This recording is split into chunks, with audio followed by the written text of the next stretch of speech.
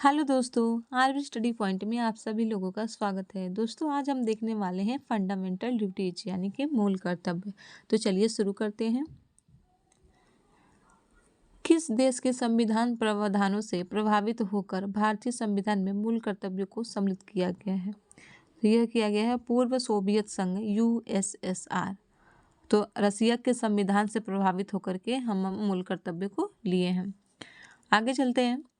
भारतीय संविधान के किस भाग में मौलिक कर्तव्य उल्लेखित है? तो भाग 4A में मौलिक कर्तव्य का उल्लेख है। आगे देखते हैं।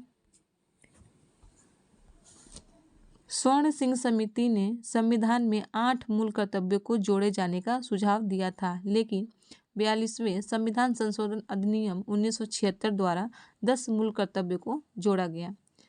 तो स्वर्ण सिंह समिति ने 8 मूल कर्तव्यों को जोड़े जाने की सुझाव दिया था, लेकिन 42वें संविधान संशोधन अधिनियम 1976 द्वारा 10 मूल कर्तव्यों को जोड़ा गया। आगे देखते हैं। भारतीय संविधान में मूल कर्तव्य किस समिति की अनुशंसा पर शामिल किए गए थे? तो ये किए गए थे सरदार स्वर्ण सिंह समिति 1976 ईस्वी में गठित। आगे देखते हैं।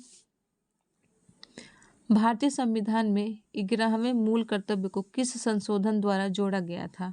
तो यह जोड़ा गया था 86वें संविधान संशोधन अधिनियम 2002 में 11वें मूल कर्तव्य को जोड़ा गया था। आगे देखते हैं।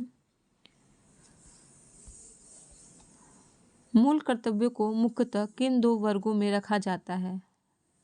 तो पहला है नैतिक कर्तव्य तथा नागरिक कर्तव्य। मूल कर्तव्य को 2 वर्गों में रखा जाता है, नैतिक कर्तव्य तथा नागरिक कर्तव्य। आगे देखते हैं। मूल कर्तव्यों के अंतर्गत स्वतंत्रता संग्राम के उच्च आदर्शों का सम्मान किस प्रकार का कर्तव्य माना जाता है? तो यह माना जाता है नैतिक कर्तव्य, मोरल ड्यूटी। आगे देखते हैं। प्राकृतिक पर्यावरण एवं वन्य जीव संरक्षण भारतीय नागरिकों के मूल कर्तव्यों में से एक है। तो प्राकृतिक पर्यावरण या वन्य जीव संरक्षण यह भारतीय नागरिकों के मूल कर्तव्य है। यह हमारा कर्तव्य है कि हम इसको सुरक्षित रखें। प्राकृतिक वातावरण, पर्यावरण एवं वन्य जीव, जो हमारे जीव जंतु हैं, उनको हम सुरक्षित रखें।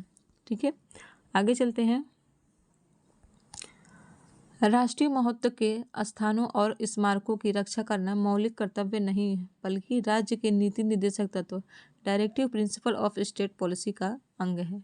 तो जो राष्ट्रीय महत्व के स्थानों और स्मारकों की रक्षा करना है, वो किसका कर्तव्य है? राज्य के नीति निर्देशक का तत्व का अंग है। आगे देखते हैं। महिलाओं के सम्मान के लिए कुप्रथाओं का त्याग करना प्रत्येक भारतीय नागरिक का कर्तव्य है। यह किस अनुच्छेद में वर्णित है? यह वर्णित है अनुच्छेद 51 क में।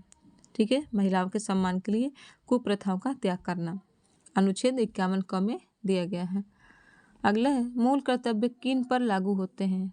तो यह केवल नागरिकों पर लागू होते हैं। आगे देख लेते हैं।